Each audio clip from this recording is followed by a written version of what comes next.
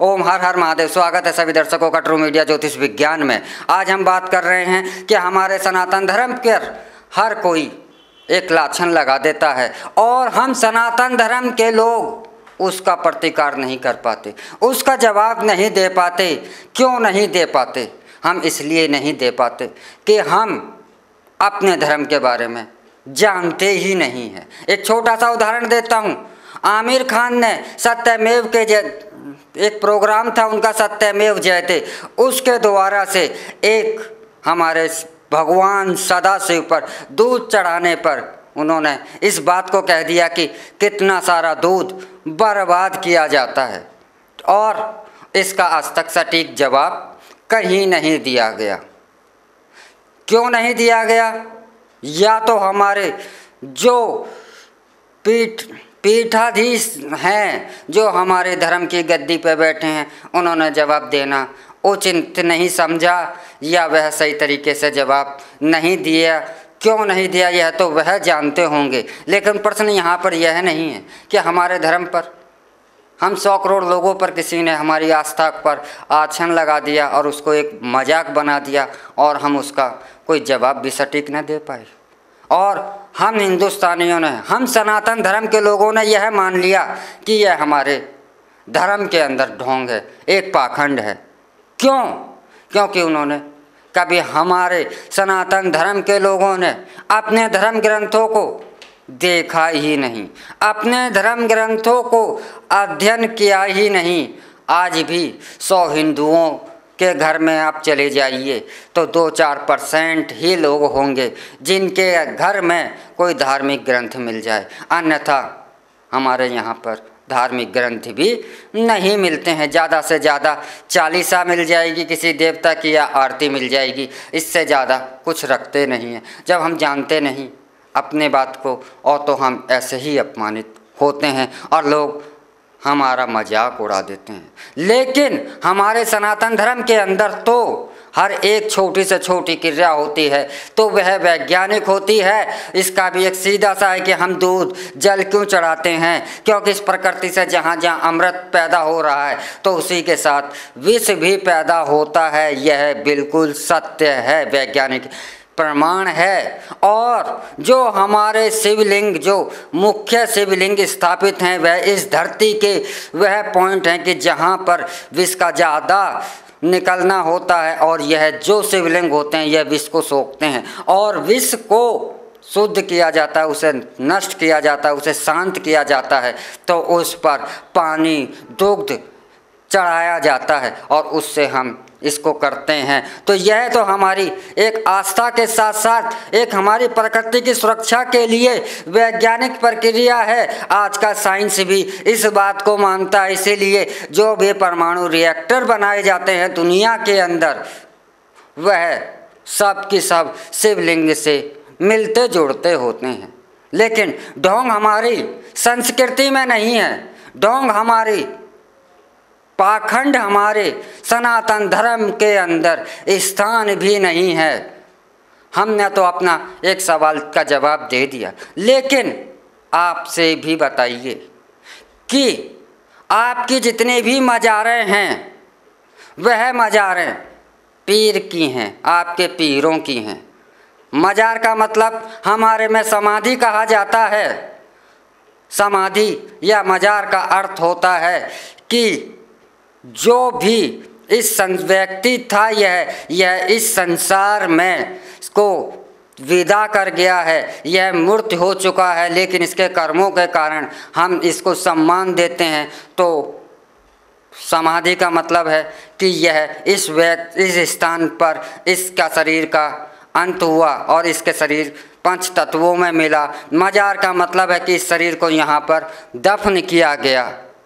तो क्या पीरों को ठंड लगती है जो चादरें चढ़ाई जाती हैं? एक मरे हुए आदमी को ठंड लग जाती है जो चादरें चढ़ाई जाती हैं। हम भी सम्मान करते हैं अपने समाधियों पर, तो वहाँ पर तो हम श्रद्धा के सुमन अर्पित करते हैं, वह तो समझ में आता है। लेकिन चादरों का क्या तुक है? कभी सोचा है कि यह इतनी सारी चादरें, क्योंकि हिंदुस्तान के अंदर लाखों मज़ारें हैं और लाखों मज़ारों पर कितनी चादरें चढ़ाई जाती हैं, और हिंदुस्तान के अंदर कितने करोड़ों लोग ऐसे हैं जिनके पास तन ढकने के लिए कपड़ा नहीं है। तो क्या यह अंधविश्वास नहीं है? क्या यह ढोंग नहीं है? ऐसा भी हो सकता है कि शायद मैं आपकी इस वैज्ञानिकता को इसके पीछे ना जानता हूँ, जैसे कि शायद आमिर खान ना जानते हों कि हमारे शिवलिंग पर दूध और जल चढ़ाने का गूढ़ रहस्य क्या है, कि यह विष का समन है, शायद मैं ना जानता हूँ। तो क्या इसका कोई वैज्ञानिक सिद्धांत है? पीरों पर चादर चढ़ाने का कोई सिद्धांत नहीं होगा। दूसरी बात, इस्लाम के अंदर इस्लाम को मानने वाले तो अल्लाह के आगे सर नहीं झुकाते। उनका यह दावा सदैव ही रहता है कि हमारा सर अपने जन्मदाता माता पिता के आगे भी नहीं झुकता है। हम उनका अदब करते हैं, लेकिन सर तो हम अपने माता पिता के आगे भी नहीं झुका सकते। हमारा सर यदि झुकता है तो वह अल्लाह के आगे झुकता है। तो क्या यह जितनी भी मज़ारें हैं यह अल्लाह की हैं? तो इनके आगे आपका सर क्यों झुकता है? हमारे यहाँ पर एक सिस्टम और भी चलाया जाता है कि कोई भी हमारे धर्म को कहता है, कुछ भी कह लेता है, उसके बाद कहता है कि मुझे भारत में डर लगता है, मेरे को भारत में सुरक्षा महसूस नहीं होती। तो मैं बताता हूँ, क्या किसी ने आमिर खान को जान से मारने की धमकी दी? क्या किसी ने घोषणा करी? नहीं करी, फिर भी डर लगता है। लेकिन आज अगर यह सवाल पूछ लिया कि मज़ारों पर आपने पूछा, हमने कोई ना धमकी दी, ना कोई घोषणा करी, ना आपको डराया, हमने आपकी संतुष्टि कर दी, तो आप अगर मज़ारों पे पूछ लिया क्या आपके पीरों को ठंड लगती है जो कि इन पर चादर चढ़ाई जाती हैं, तो आपके इन यहाँ से एक ही बात निकलती है कि फतवा गर्दन काट देने की, डराने की। ऐसी धमकियाँ हमारे पास भी आ रही हैं, लेकिन हम ऐसी धमकियों से नहीं डरते हैं। हम, क्योंकि ट्रू मीडिया जो है यह सत्य कहता है और यह सत्य के साथ चलता है। हमारा उद्देश्य किसी धर्म को नीचा दिखाना नहीं है, हमारा उद्देश्य किसी धर्म का अपमान करना नहीं है। हमारा उद्देश्य सिर्फ इतना है कि हम जो भी सच है उस सच को सामने आप तक पहुंचाएं, और मंथन करना आपका कार्य है। लेकिन हमारे सनातन धर्म के लोग अक्सर मज़ारों पर चादर चढ़ाते हुए, सर झुकाते हुए अक्सर दिखाई देते हैं। आखिर क्यों?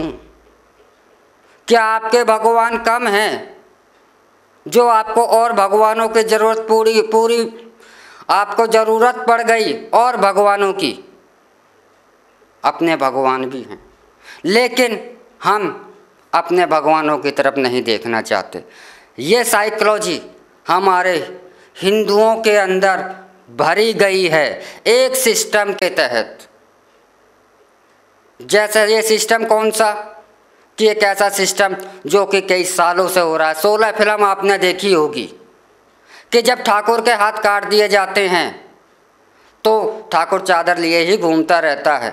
लेकिन एक पात्र ऐसा भी है जो मुस्लिम है, उसका बेटा मर जाता है तो पूरा का पूरा गांव जय वीरू को बाहर निकालने के लिए तैयार हो जाता है।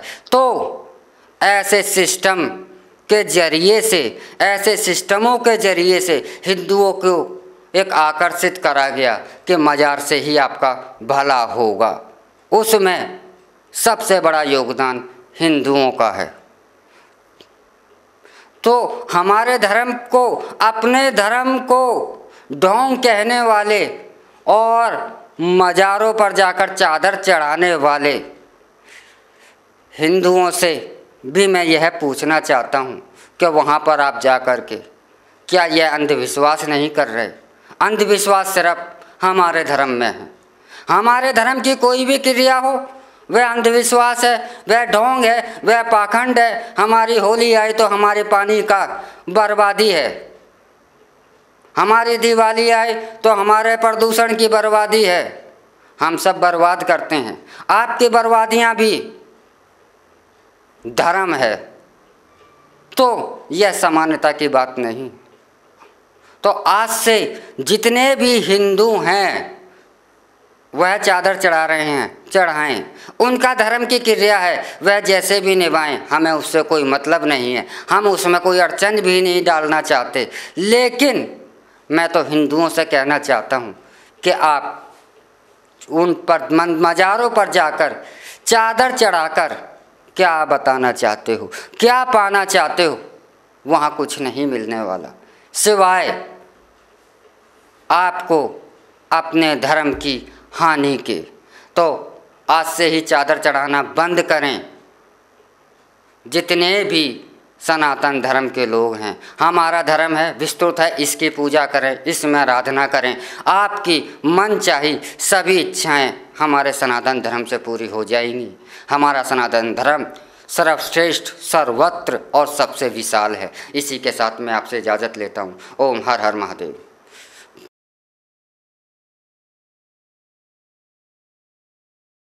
अगर आप ये वीडियो YouTube पर देख रहे हैं तो हमारे चैनल को सब्सक्राइब करें और बेल आइकन को दबाना ना भूलें। अगर आप Facebook पर ये वीडियो देख रहे हैं तो हमारे पेज को लाइक करें।